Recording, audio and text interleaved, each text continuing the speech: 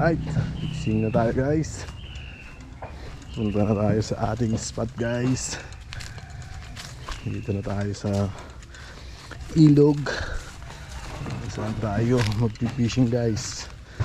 Malabo yung tubig pero yung pain kasi natin guys, feeds. Manguha tayo ng karpa. Subukan natin kung may kakagat guys. So lapit na tayo dito sa ilog guys. Guys, ito yung pain natin, tapos tatalian natin ng goma guys. Ito yung pain ko, feeds na malaki guys. Ayan, tigas guys, matigas. Ito yung pampain natin sa karpa guys. Subukan natin kung makakuha tayo. So yun guys, abangan nyo kung may makuha tayong karpa. Malalaki yung karpa ngayon guys kasi may mga tumatalon-talon dito guys na karpa ngayon eh. Kaya sinubukan kong pain ng feeds. Ganito kalaki guys, lalim natin ng konti.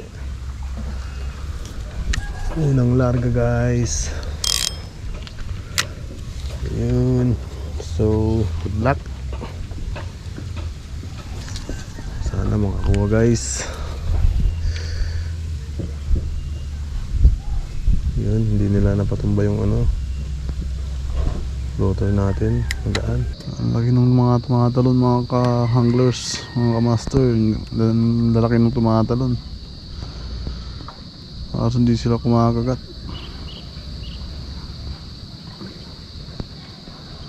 Hindi ata nila nakikita yung pain ko mga ka-master.